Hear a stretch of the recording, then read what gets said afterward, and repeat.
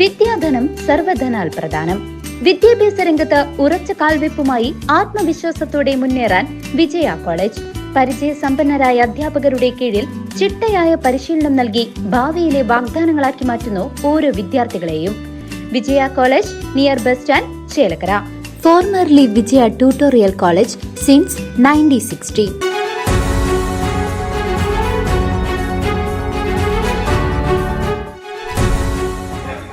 ചേലക്കര മേഖലയിൽ തുടർച്ചയായ 5ാമത് രാത്രിയിലും കാട്ടാന ജനവാസ മേഖലയിൽ ഇറങ്ങി ഭീതി പരത്തി. ബുധനാഴ്ച രാത്രി 9:30 വാഴക്കോട് പ്ലാഴി സംസ്ഥാന പാത മുറിച്ചു കടന്ന കാട്ടാന മുള്ളൂർക്കര പഞ്ചായത്തിലെ മണലാടി വിഷ്ണു ക്ഷേത്രത്തിന് സമീപവും തുടർന്ന് പാറപ്പുറം മേഖലയിലുമെത്തി.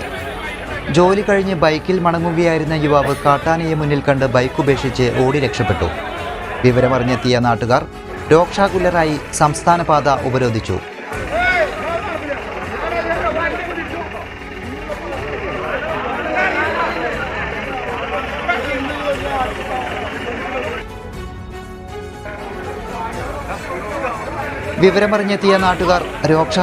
സംസ്ഥാന പാത ഉപരോധിച്ചു.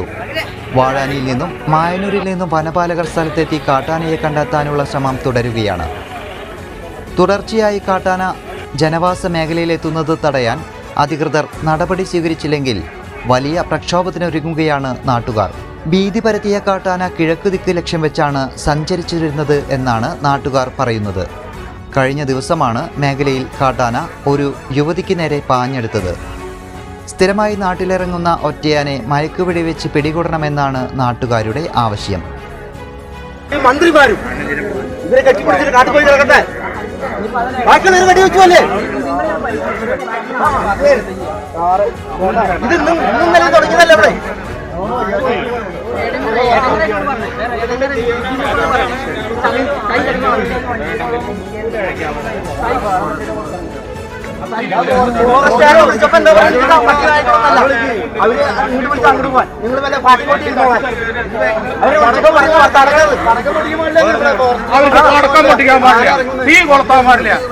അവർക്ക് അവരുടെ കുടുംബത്തിൽ പോയി കിടന്നാൽ മതി.